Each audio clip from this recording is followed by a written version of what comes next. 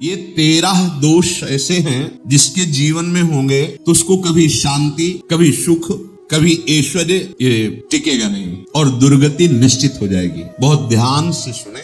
एक श्लोक में 6 दोष और दूसरे श्लोक में 7 दोष। उपासक को कभी इन दोषों को अपने अंदर टिकने नहीं देना चाहिए। और जो संसार के मार्ग में चल रहे अगर इन दोषों में चलेंगे तो वो जो आपकी पुण्य कर्मों से ऐश्वर्य है भी वो नष्ट हो जाएगा। आप दुख, चिंता, शोक से ग्रसित होकर बड़ा दुख में जीवन व्यतीत करेंगे और आपकी गति बिगड़ जाएगी, दुर्गति हो जाएगी। जो अपने मुख से अपनी बड़ाई प्रशंसा करता है, ये 13 लिख लो दिमाग में, डायरी में, क्योंकि ये नोट हो रहा है, आवाज डाली जाएगी, आप बार बार सुन, इनसे बचिए। अपनी बड़ाई, अपनी प्रशंसा कभी अपने मुख से नहीं करना, नहीं तो आपके पुण्य नष्ट हो जाएंगे, बुद्धि भ्रष्ट माने गिर जाएगी। अगर परमार्थ में चल रहे तो भी, और व्यवहार में तो पुण्य नष्ट हो ही जाएंगे। बुद्धि गिरी हुई तभी ऐसी बात होती है। और ये दोष बहुतायत है, ये बहुत प्रभावशाली है। अपनी बड़ाई मारना, इसको देख लो, पकड़ो, सत्संग है। अपने मुख से कभी अपनी बड़ाई ना करना। अगर कोई अपने मुख से अपनी बड़ाई करता है तो उसके सुकृत नष्ट हो जाते हैं,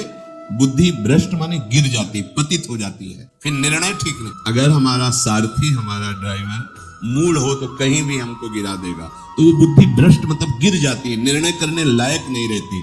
अपनी प्रशंसा अपने मुख से करना। दूसरा, लोलुपता, ये वृत्ति नहीं होनी चाहिए। धर्म से चलेंगे, धर्म के द्वारा जो हमें प्राप्त होगा उसी से हम अपना भरण पोषण करेंगे। आपके बच्चे स्वस्थ होंगे, बुद्धिमान होंगे, परिवार में बहुत सुख और शांति होगी, भले दीपक की तरह जलो, बहुत काल तक रहेगी।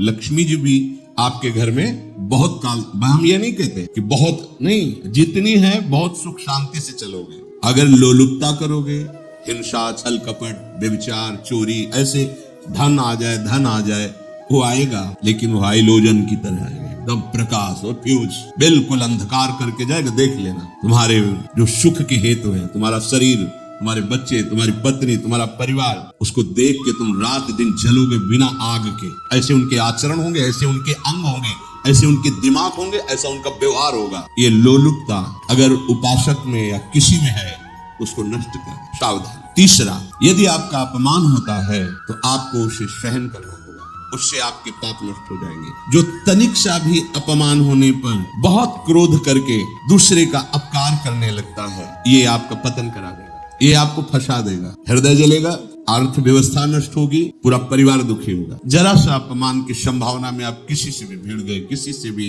वो ये प्रवृत्ति आपका पतन कर देगी। उपासक में तो अपमान सहना अमृत है, नीचा अपमानम सुधा, पर व्यवहार में भी ज्यादा उत्तेजित मत होइएगा। ये तो कुछ मिनट की बात है, अगर आपने उसे मारा, पीटा, रिपोर्ट हुई, कानून की, फंसते चले जाओगे, अर्थ जाएगा, समय जाएगा, चिंतन जाएगा, बहुत तरह से हानि हो जाएगी। अगर आप सह गए तो आपका सहना उसके लिए आग बन जाएगा। उमा क्षमा साप होते भारी, तुम्हें दंड देने की जरूरत नहीं, उसका एक कर्म ही उसे दंड दे देगा। आप शांत हो जाइए, आप सत्संगी हैं, आप शांत रहिए। चौथा, निरंतर क्रोध और उसका चिंतन। बैठे बैठे बस द्वेषियों का चिंतन ही हो रहा है, अंदर क्रोध का चिंतन और द्वेषियों का चिंतन ही हो रहा है। द्वेष भरी बातें, द्वेष भरी क्रियाएं, उन्हीं का चिंतन करके जलते रहना क्रोध से। उपासक को तो क्रोध करना ही नहीं चाहिए, बहुत शांत। ठीक है, अभ्यास में कभी क्रोध हो सकता है, उसको फिर समन करो, अंदर से प्रायश्चित, जैसा कि अब गलती हुई, आगे नहीं करेंगे। और व्यवहार में भी क्रोध को आप पीना सीखें। अगर बार बार आपका क्रोध प्रकट होता ही रहेगा, आपका स्वभाव बिगड़ जाएगा, आपके पुण्य नष्ट हो जाएंगे और आपका जीवन नष्ट हो जाएगा। देने वाला उतना दे देगा, आपको आनंदित रहो, पैसा खर्चा सब पूरे जीवन का विध्वंस मचा दिया क्रोध ने। कहीं भी आप देखो, किसी से क्रोध करके देखो, फिर देखो तुम्हारा भजन चल रहा है, तुम्हारी वो आनंद वृत्ति है नहीं, जलोगे और वो जलन और गुस्सा दिलाएगी और वो बैठे बैठे जलो नहीं। ये क्रोध जो है, ये चाहे व्यवहार में हो चाहे परमार्थ में, दोनों की हानि करने वाला है। और आश्रित जनों की रक्षा न करना। अगर कोई भाग कर आपके पास आ गया, कोई पशु पक्षी या कोई मनुष्य, आपको चाहिए कि अब चाहे हमारे पहले प्राण जाए, उसकी रक्षा करेंगे। सीवी जैसे तो कोई बिरले ही होते हैं, पर इतना जरूर ध्यान दें, जैसे कोई पशु पक्षी किसी भय से आपके सीमा के अंतर्गत आ गया है, अब उसकी रक्षा करनी है। अगर आप स्वयं मार देते हैं या मरवा देते हैं, या आपके सुकृत नष्ट कर देगा, या आपकी दुर्गति का कारण बन जाएगा। और जो पाप कर्म उत्साहित होकर करते हैं, उपासक को तो बहुत सावधान रहना चाहिए, पर व्यवहार में भी जो नहीं करना चाहिए, अगर वो पाप कर्म आपके द्वारा मन में प्रेरित हो रहे हैं, संकल्प बन रहा है, क्रियाएं हो रही है, दुर्गति पक्की, पुण्य नष्ट हो जाएंगे, दुख अशांति बढ़ती चली जाएगी, कभी शांति नहीं प्राप्त कर पाएंगे। ऐसा नहीं कि जो मन में आवे सो करे।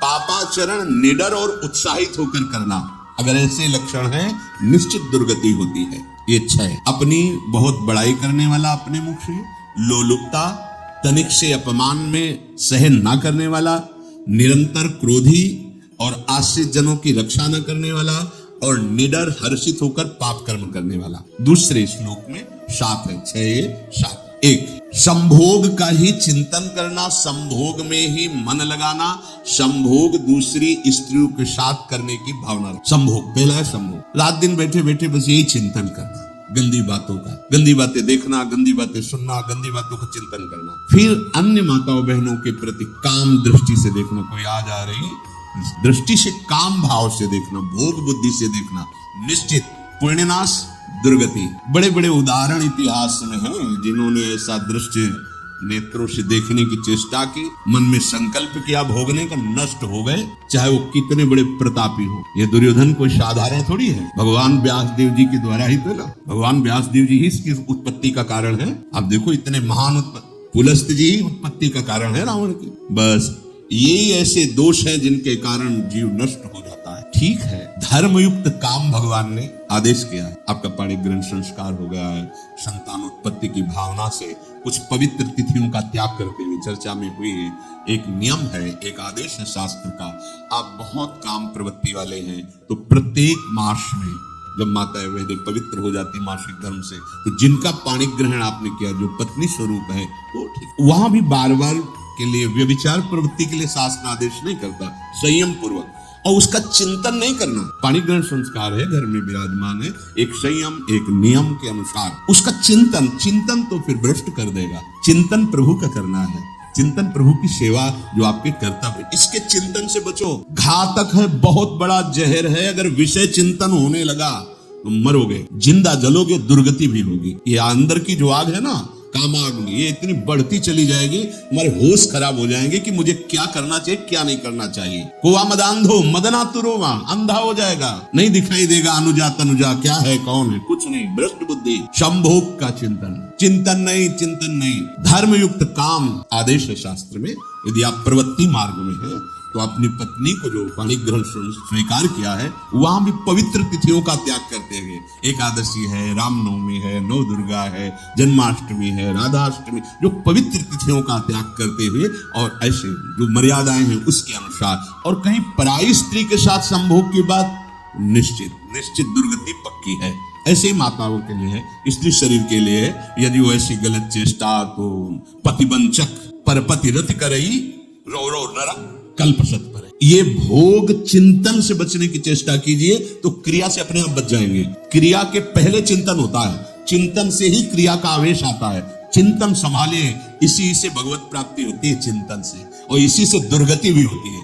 अनन्यस चिंतयन्तु माम, भगवान चिंतन करें, मेरा करो, कर्तव्य कर्म मेरे को समर्पित करो। अब जब चिंतन संभोग का होगा तो बुद्धि भ्रष्ट हो जाएगी। ये जो राक्षसी प्रवृत्तियां सुनने को मिलती है ना, कि ऐसा हुआ, वो देखा, सुना और चिंतन किए, और इतनी राक्षसी वृत्ति आ गई कि अब उनमें और राक्षसों में कोई अंतर नहीं रह गया। दूसरा, विषमता रखने वाला, सबके साथ बर्ताव ऐसा कि मैं बहुत श्रेष्ठ हूँ और दूसरे सब नहीं है। सब भगवत स्वरूप है। समान व्यवहार, जैसे आपके भोजन है तो जो आप पा रहे हो वही सबको, बैठने की व्यवस्था, उठने की व्यवस्था, क्रम बाय क्रम, पर उसको भी नीच भाव से मत देखिए।